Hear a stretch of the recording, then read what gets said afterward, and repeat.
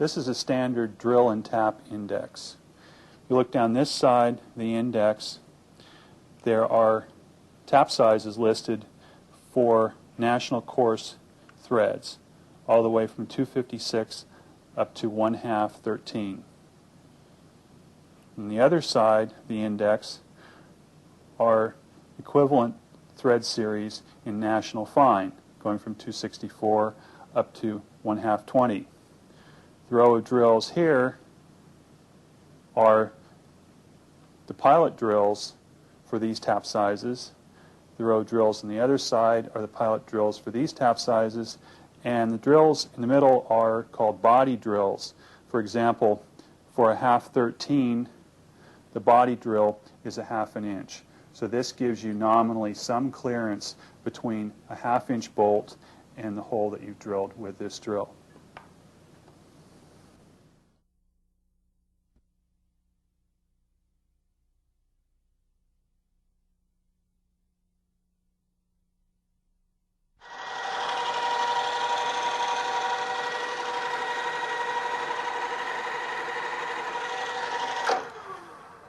Going to be drilling a 1/4 inch hole through this piece of 1/4 inch stock.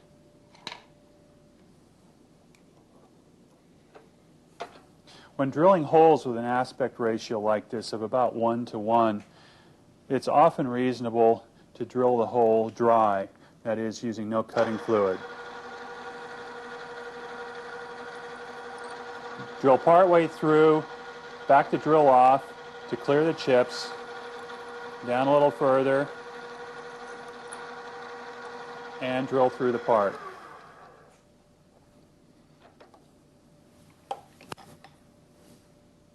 That generally produces an acceptable hole. In fact, if you look closely, you can see nice clean finish on that hole.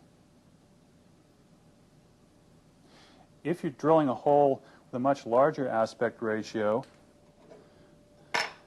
for example, drilling a hole through this piece of 3/4 inch bar stock, the chips have more difficulty being cleared by the drill and being pulled up these flutes and tend to bind around the drill. So then it's a good idea to use some cutting fluid.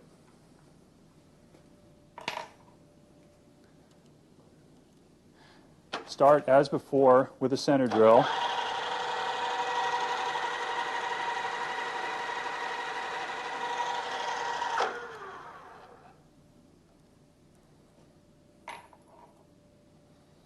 And now move on to the 1/4 inch drill.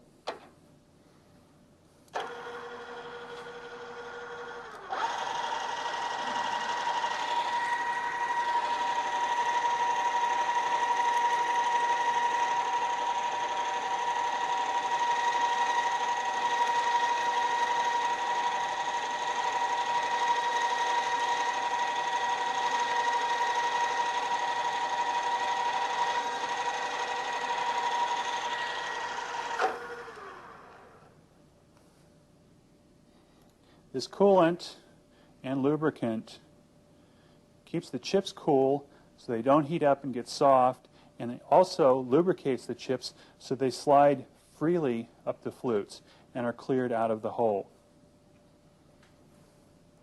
Now, often when you're working with large pieces of material like this, you'll be using large screws, bolts to fasten them together to other parts.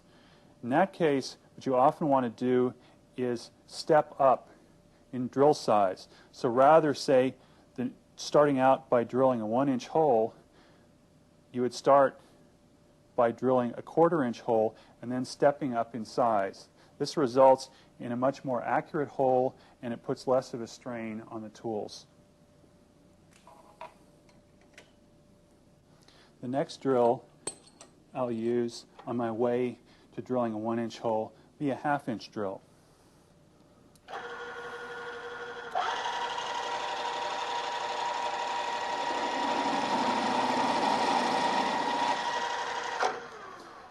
You could hear that noise. It's called chattering.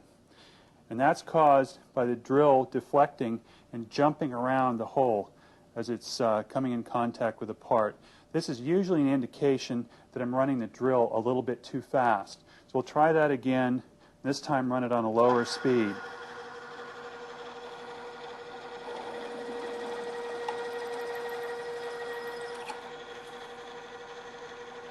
The drill is cutting much more smoothly now. We continue as before, drilling for a while and backing the drill out and clearing the chips.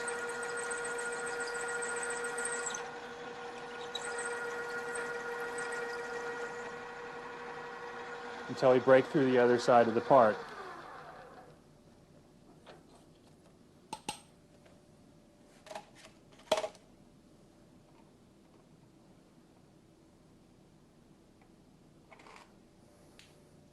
We'll now step up to a 3/4 inch drill.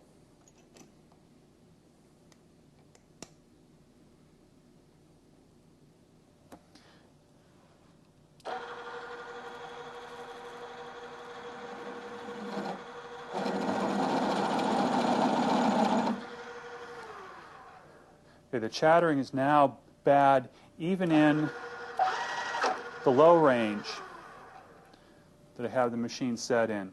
So what I need to do now is change the transmission ratio so that I can run the drill at a lower speed.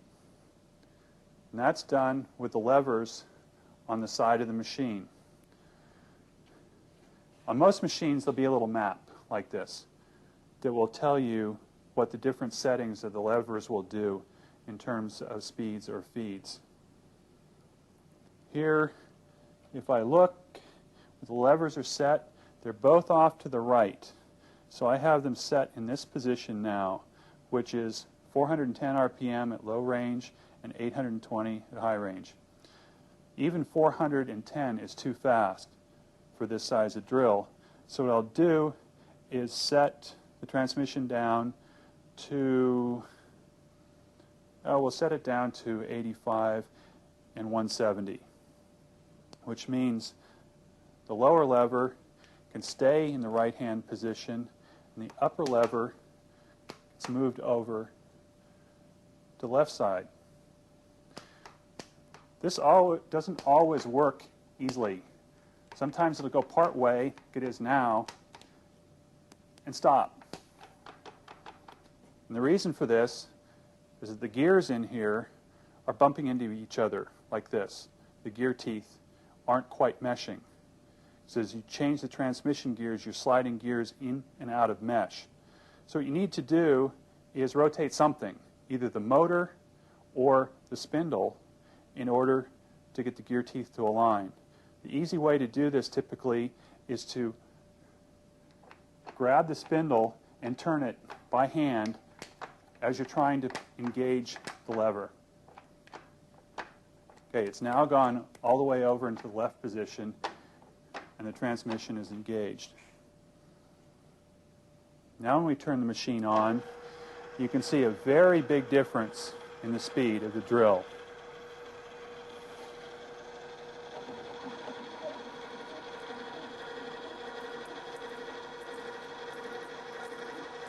And this has eliminated the chatter.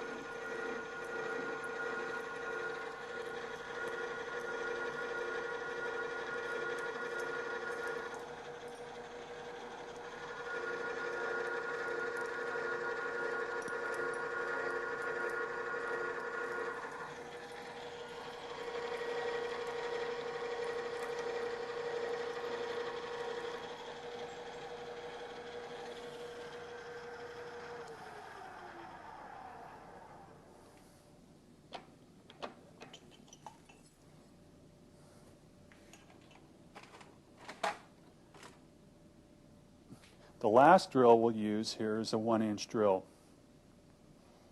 Now all the drills I've been using that are larger than a 1/2 inch are called step shank drills. Fairly obvious reason for that. The drill body is typically larger than the shank of the drill. All these shanks are nominally 1/2 inch, and there is some step associated with going to the 1/2 inch shank to the larger drill size. If you look closely, you'll also see some flats on this shank. It's very important to align those flats with the jaws of the drill chuck. You can see that several people haven't done that. And the chuck jaws have clamped down on the round, smooth part of the drill shank. What happens there typically, and it's happened with this drill, is you take a cut that's a little bit too big, producing a little too much torque on the drill, and the drill spins in the chuck. It only spins for a while, though. It spins until the jaws of the chuck get over the flats, and then locks the chuck down so tightly that you sometimes just have to throw the chuck away. You damage the chuck in doing that. So be very careful to make sure that the jaws are resting on these flats.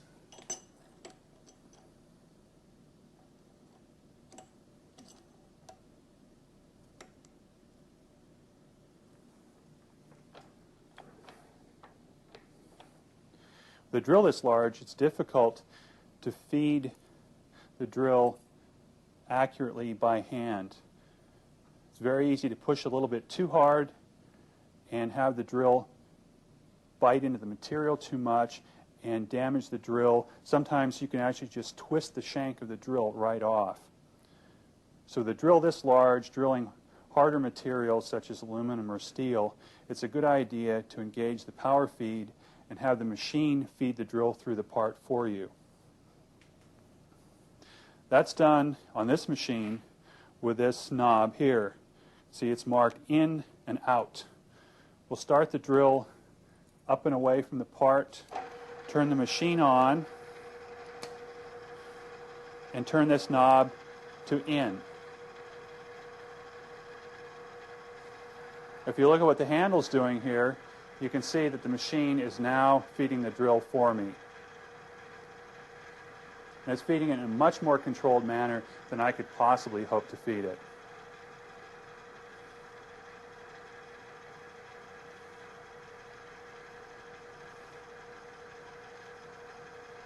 So one more thing we can do here before we start drilling the hole is take it out of gear, bring the drill down until it contacts the part, and we can set the depth by moving the slider up and down. Set it 0 here. This piece is 3/4 of an inch thick, so if we set this at about an inch up from this contact, the drill will proceed through the part, slightly beyond the part, until this comes in contact with this lever, and this lever then kicks the machine out of the power feed and retracts the drill. And that's all done automatically.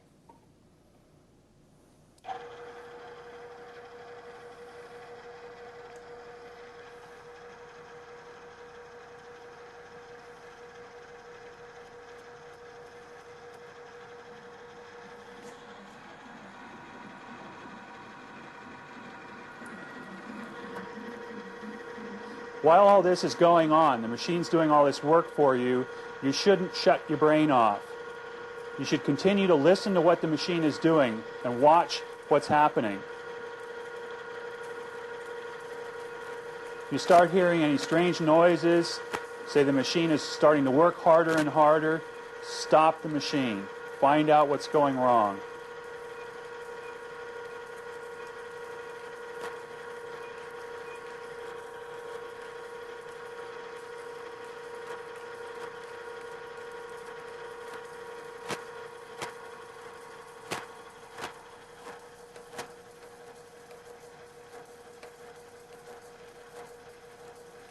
You could hear the noise the machine there was making. Quieted down a little bit. That's the point where it broke through the other side of the part, proceeded a little further, and now pulled the drill back out of the part.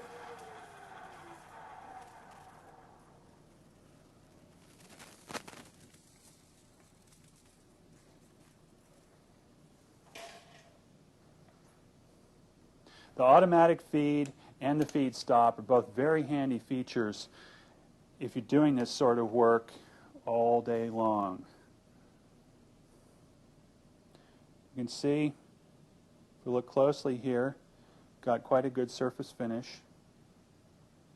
The other advantage of stepping up sizes of drills to the final drill size is that the hole that results is also rounder than the hole that you get if you just drill the hole with the nominal drill size right from the start.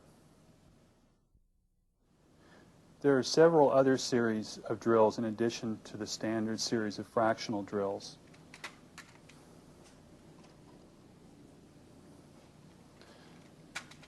It's a set of letter drills from A to Z. And these give you a little bit more resolution in a range from about 1/4 inch up to about 3/8 of an inch.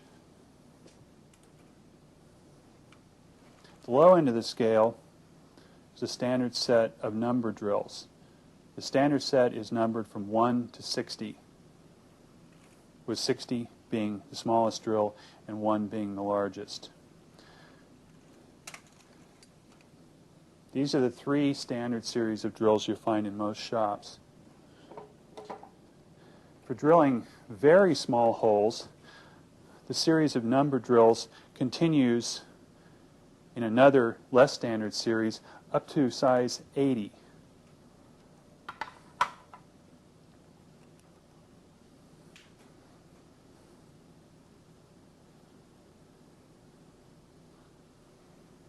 Those are drills. You'll have to take my word for it. They have flutes, just like the bigger ones. These are about 15 thousandths of an inch in diameter. With the bigger drills, you drill a few holes, have a look at the drill. If it needs sharpening, you sharpen it. With these drills, it's very difficult just to tell if there's a point on there at all. So typically when you're using these drills, you'll drill 1 or 2 holes with them, and rather than putting them back, you just throw them away. And you can imagine trying to use one of these drills in a machine this large. You'd have no feel for what was going on at all. There are a couple of ways of dealing with that problem.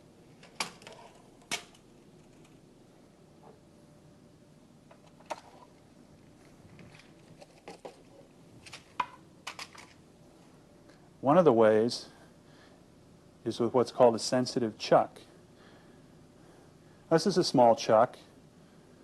Makes it easier to hold small drills, but that's not the key feature.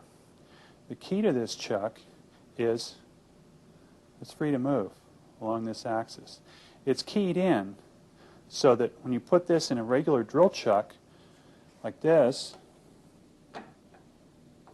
and you turn the machine on, the sensitive chuck is coupled into the rotation of the larger chuck, but you're free to grab this ring, which is attached to the chuck through a bearing, and then feed this by hand.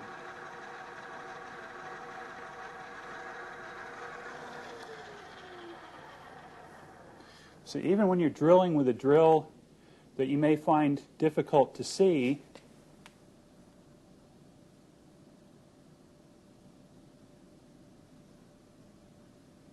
it's possible to get a feel for what that drill is doing when it comes into contact with the part.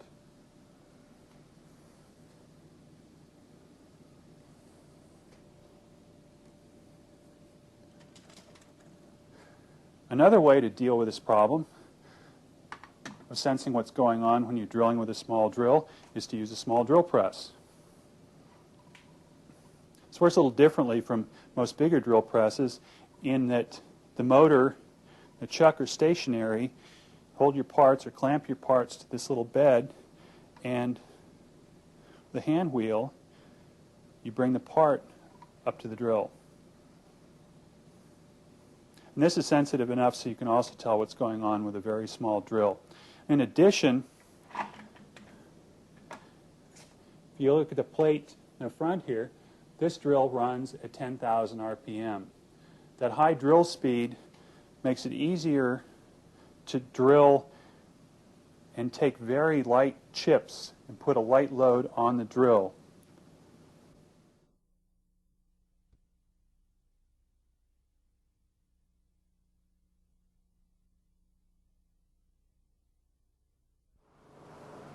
This is a set of standard fractional drills.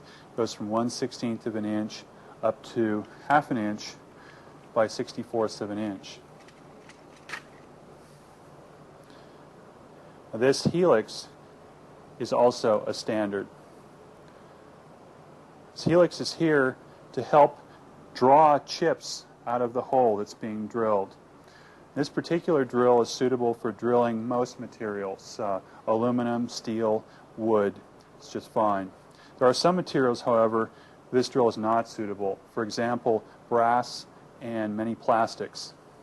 The problem with those materials is that this high helix angle tends to work much like a screw and can actually dig down inside the part and then typically pull the part up out of the vise, causing damage to the part, to the vise, the machine, and also possibly to the operator. For those materials, it's a special set of drills like this.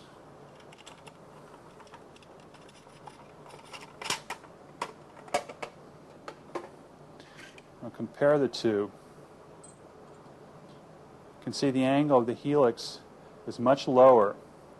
So this drill tends to scrape rather than cut as it's drilling. It's not quite as efficient at removing chips, but it allows you to safely drill materials that would tend to be lifted up by this type of drill. There are some other materials that aren't drillable by either of these drills, in particular very hard materials, such as hardened steel, and materials that can be actually pretty common around a shop and often aren't looked upon as being particularly hard. Here's a good example. In this shop we do a lot of work on robotics, building up our own circuit boards, and many people want to build custom circuit boards and drill holes in them. This appears to be a relatively soft material, and you would think it'd be easy to drill, but in fact it's got fiberglass in it, and the glass is very, very abrasive. So using a regular high-speed steel drill will work for a couple of holes, but after a few holes you start abrading away the leading edge of the drill. So instead of the sides of the drill being straight, they're somewhat tapered like this. So you find as you drill more and more holes, you have to push harder and harder to get it to go through the holes. You notice you're producing more heat, and that's because you've abraded away the part of the drill that does most of the cutting.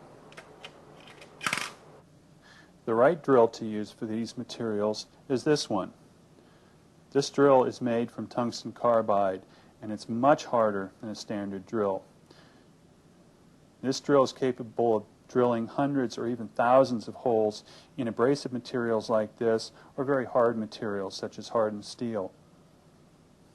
In fact, this is the type of drill that's used to drill all of these holes in the standard manufacturing process for commercial printed circuit boards.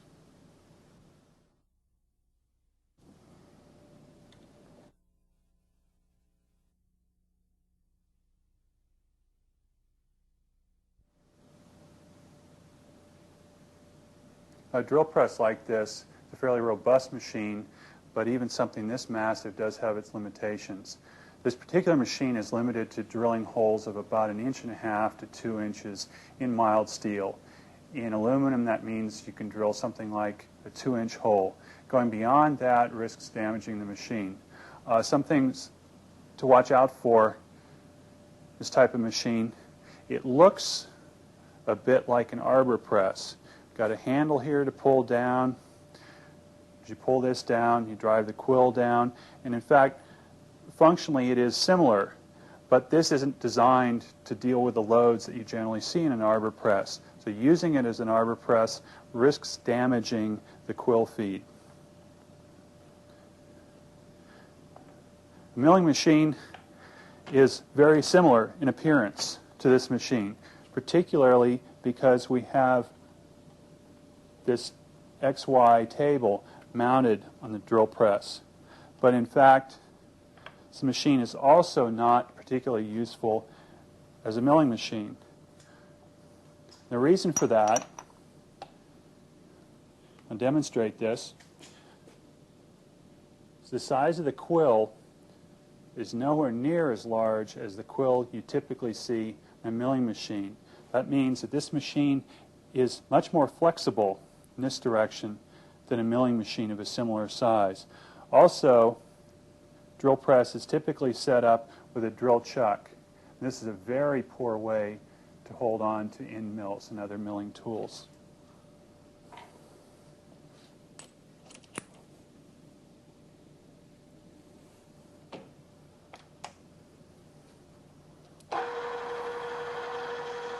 Everything looks fine so far. It looks very much like what you'd see and hear in a milling machine.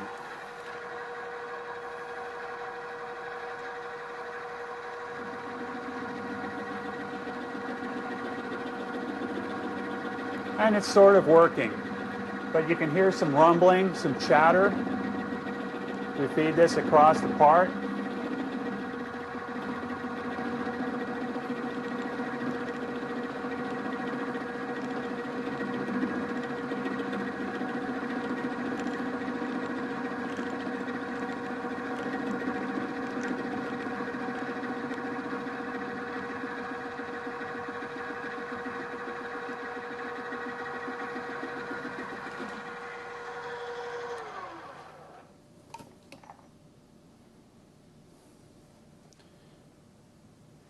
You can see the surface finish there.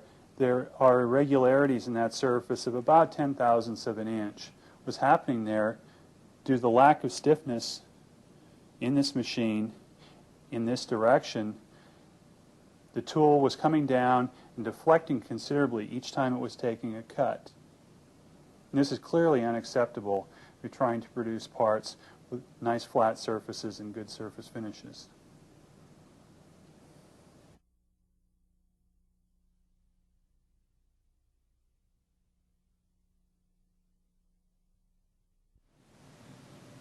This machine is called a bandsaw.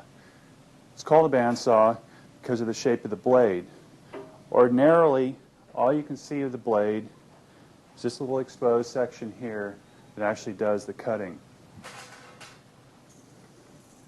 This is a blade used in this machine, and you can see that it's one continuous band. If we look inside the machine, by pulling one of these covers off, you can see how the blade is driven. There's an idler wheel up at the top here, and there's a similar wheel down below that's attached to a motor and a transmission that actually drives the blade.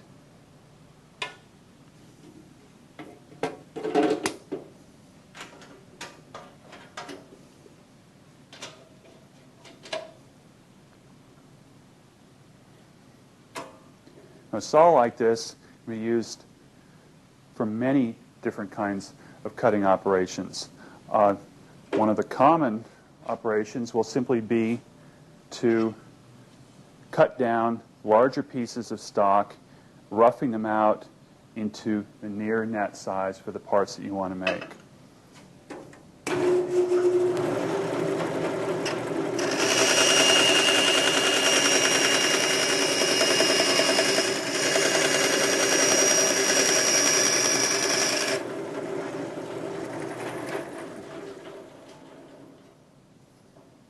Nothing special about a cut like that, relatively straight.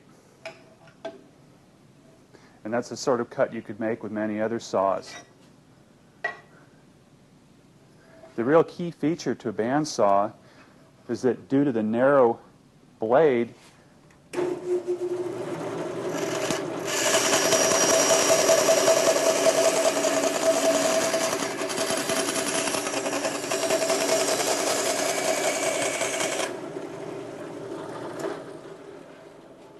it's possible to cut curves. This blade is about 1/2 inch wide. With a blade of this width, it's possible to cut a radius of about 3 inches. These blades come in a variety of widths, thicknesses, and tooth profiles and tooth sizes to accommodate different types of materials and different thicknesses of materials.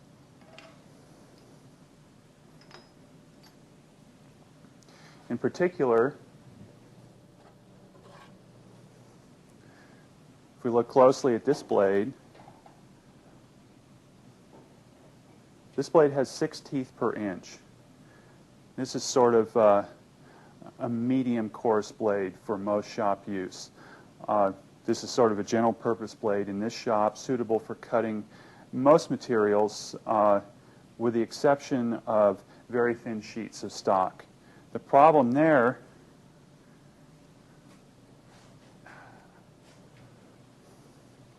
is that with stock that's as thin as this, if you push too fast, it's very easy to get the stock all the way down in between the teeth. You can generate enough force that way to actually break the tooth right off the blade. So it's important to always have enough teeth in contact so that that doesn't happen. Typically the number is 3. If you have 3 of these teeth always in contact with the part, you'll have a good controlled cut. Any less than that and you risk damaging the teeth.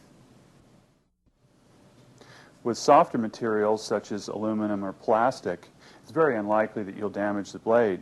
There's another problem with cutting thin materials like this with a coarse tooth blade. I'll demonstrate that here.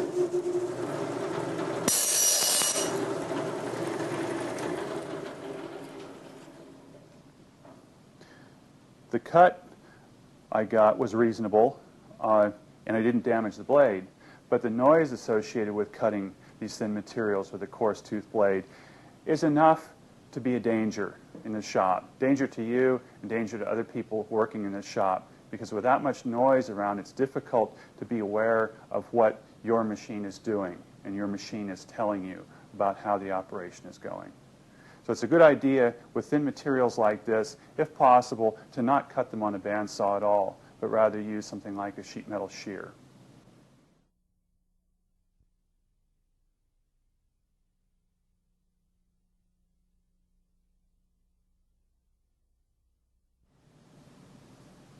This is a general purpose bandsaw. It's set up with a transmission that allows you to set different blade speeds.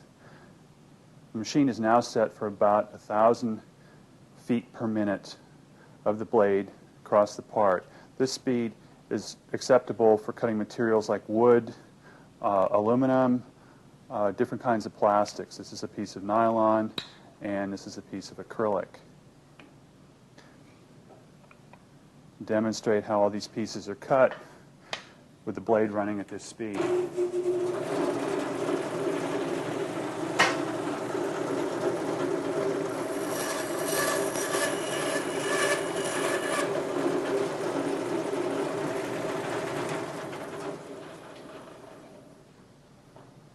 Wood can effectively be cut at much higher speeds than this, up to and over 5,000 feet per minute. We generally keep the machine set at a slower speed because that just keeps it a little bit safer. Having a blade running at 5,000 feet per minute with teeth this large, very capable of taking off 1 or more fingers with the slightest of slip-ups.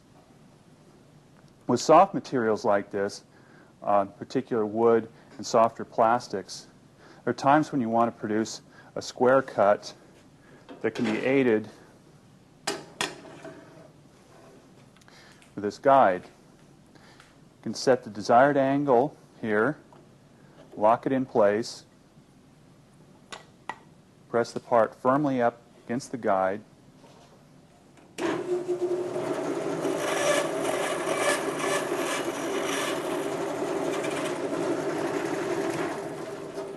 and make the cut. This will only work well with very soft materials. The reason for that is there's a little bit of flexibility in this blade, and the blades are not perfect. The teeth aren't exactly symmetrical. Somebody may have bumped one side of the blade, slightly dulled the teeth on one side. So for any asymmetry in the blade, there's a tendency for the blade to wander a little bit. If you have the part firmly pressed up against the square and are pushing it through the blade and the blade starts to wander, there's nothing you can do to correct for that. So for most materials, I recommend that you simply scribe a line on the part and then move the part around as necessary to keep the blade tracking along the scribed line.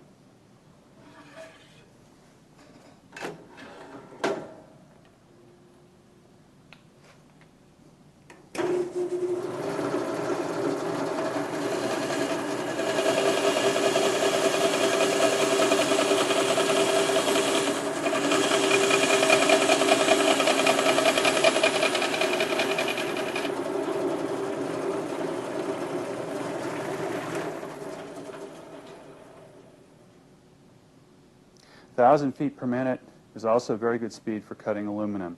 Get a nice clean cut, and the cut proceeds along at a very acceptable rate.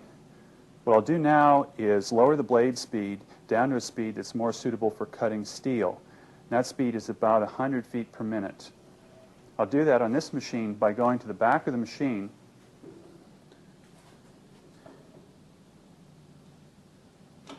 and here, again, access to the transmission. What I'm doing now is just changing the transmission from high range to low range.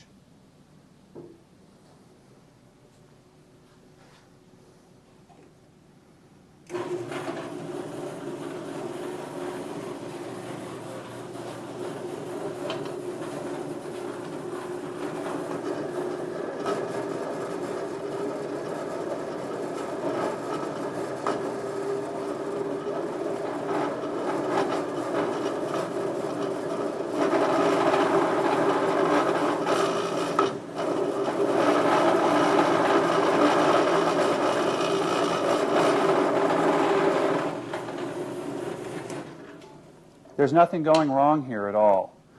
This is just as fast as you can cut steel. This is the reason why many prototypes are built out of aluminum. It's so much easier to work than steel. If you watch this blade, it's moving very slowly. Give you a better idea of how fast it's going. I'll remove the cover. And you can see here that 100 feet per minute is really very slow. But to run the machine any faster than this almost guarantees that you'll damage the blade. You actually heat up the tips of the teeth to the point where they soften and almost melt away. They're abraded away by the steel, and the blade will then no longer cut.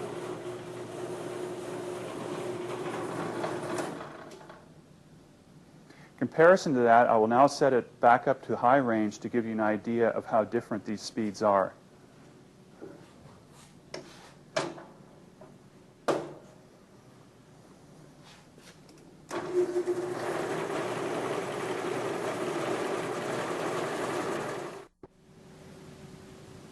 In addition to wood, steel, and aluminum, there are a number of other materials that are commonly used in shops. For example, brass is a common material to use for bushings and other small precision parts. This material should be cut at roughly the same speed that you cut steel, possibly a little higher. Other materials I have here, very common in many shops, are a couple of examples of plastics. This rod is nylon, and this piece of plate is a piece of acrylic. Because of the diversity in the material properties of plastics, you either have to look up in a manufacturer's data sheet to find out proper cutting speeds, or just experiment a little, find out a suitable speed. With nylon, because it's relatively flexible, you can cut this a wide range of speeds and get a very acceptable cut. Material such as this is a piece of acrylic, which is very brittle, can have problems at both extremes. Cutting at low speeds tends to produce some chipping in the cut. So rather than getting a smooth cut, down near the bottom of the cut, the teeth in the blade tend to chip out small pieces of material. The cut you see here was done at high speed. And at high speeds, you again have another problem. In this case, you can see the smearing of the material along this edge of the cut. What's happening here is the high speeds are creating enough heat to actually start to melt this material rather than cut it cleanly. So again, with plastics, it's a good idea to experiment in order to come up with the best cutting speed.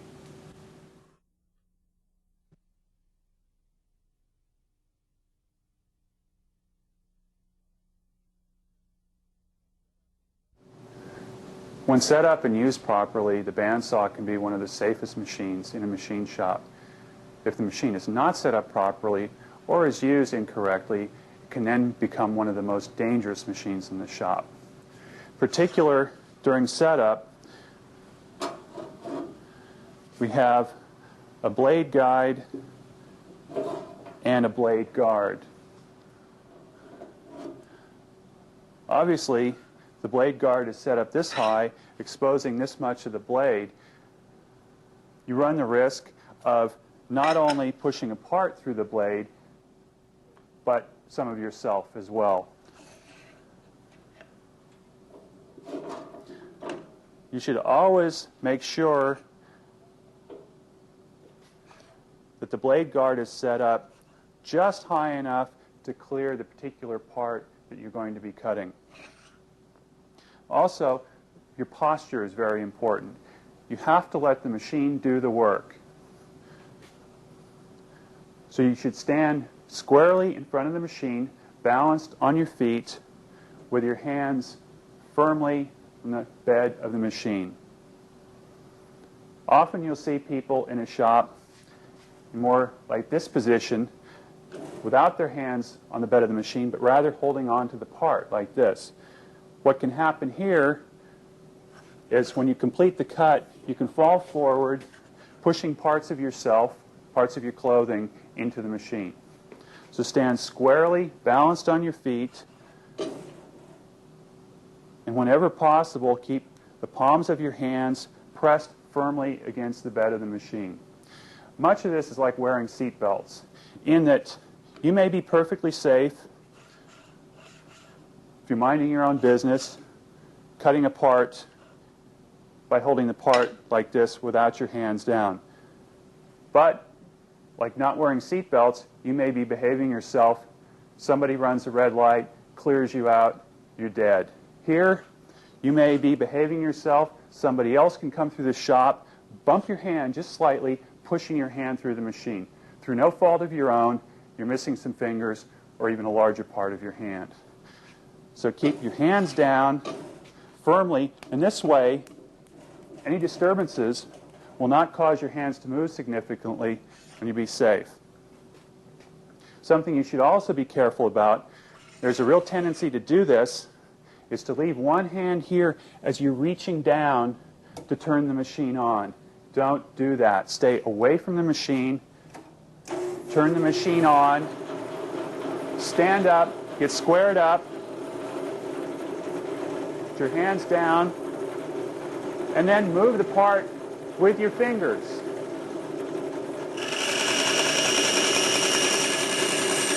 Take a small cut, move your hands ahead, press them down again.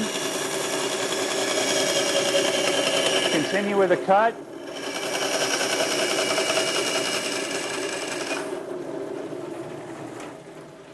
You could see at the end of that cut, there was no perceptible jump at all in my fingers when the blade finally broke through the part.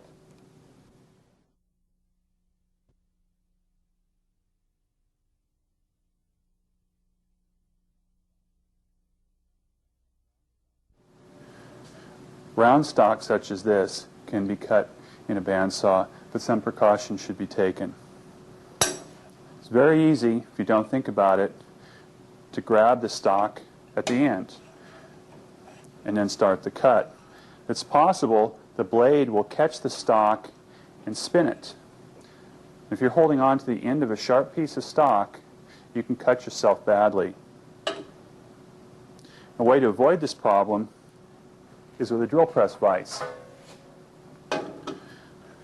These vices have nice square sides ground on them, and many of them also have the tops ground as well.